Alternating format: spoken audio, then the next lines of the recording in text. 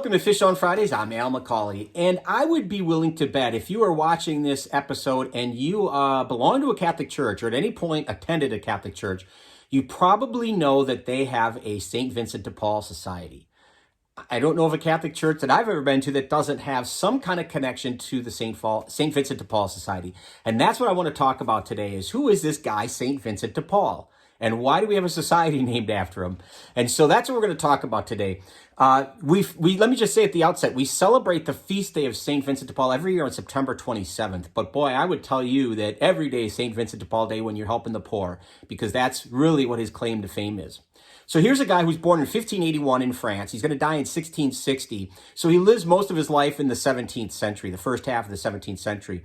And he's going to grow up in poverty, and he's incredibly embarrassed, excruciatingly embarrassed by his family's poverty. And he's called to the priesthood, and he's going to be ordained at the early age of 19 to be a priest. But even when he was in seminary, his dad would come to visit him, and he was ashamed. He was embarrassed because his dad wore tattered clothes, and he just always had this vision and this desire to be somebody of wealth and fame, even though he also simultaneously felt called to the priesthood. Interesting, I know, but after his dad dies, he's going to inherit some land, and he's going to sell it. And he has to go and to make the arrangements, the transaction. He's going to be on a boat, and he's going to be kidnapped by Turkish raiders, pirates, and they're going to sell him into slavery. And so as a young priest, he is going to be, for 2 years, he's going to live as a slave in the northern coast of Africa, what we'd call Tunisia today. And he prays to God, if you let me out of this, if you somehow get me to survive this, I will dedicate my life to serving the poor, the poorest of the poor. And he was eventually able to find his way out of slavery and escape and get back to France, where he's from. And he is going to follow through in his promise to God. He is going to dedicate his life to serving the elderly, the poor, the orphans, the widows, all of those people. He's going to work tirelessly for these people. And one of the things that we know about his personality is that Vincent was an incredibly charming guy. He was witty. He was, I don't want to say he was a smooth talker, because that might give the wrong impression. But boy, was he was able to talk to a lot of different people in a lot of different circles. And he was able to use that to his advantage, because he would interact with and hobnob with wealthy people, and they would happily donate money to his cause. And so he was able to get other priests and other people to follow him in terms of helping the poor. And he often had these wealthy patrons that he could rub elbows with that would bankroll his work. He's going to start a religious order called the Vincentians. His name is Vincent, so the Vincentians. And he's going to team up with one of the great pairings in saintly history. He's going to team up with Louise de Marillac, and who is a nun. And together they're going to begin an order called the Daughters of Charity, which are for women. And his call to the Daughters of Charity was to make the streets your chapel.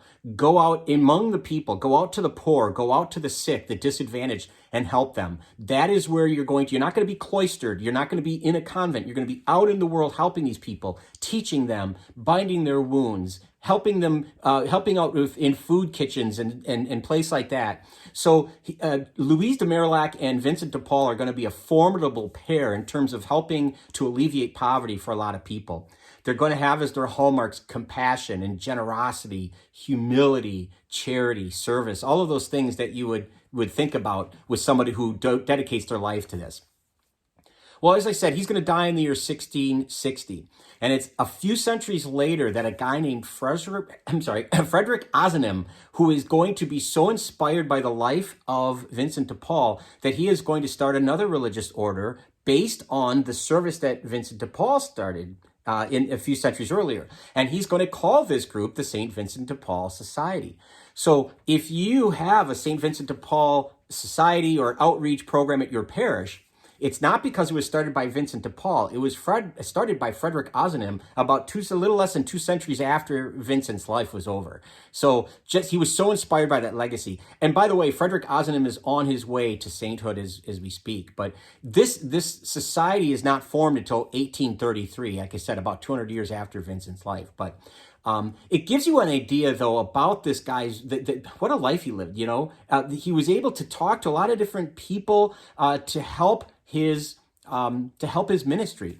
can't help but think of the story of the loaves and the fishes. If we give God our 5 loaves and our 2 fishes, how many people can be served by that? And I think Vincent saw that. He was able to use his talents and use his gifts to help so many other people with the aid of people like Louise de Marillac. So there you go. St. Vincent de Paul. If you have a St. Vincent de Paul Society at your parish, I can't encourage you enough to get involved somehow, to volunteer or to donate money to that, because they're helping very needy people in your community. Thanks for watching. If you'd like to share this content, that'd be wonderful.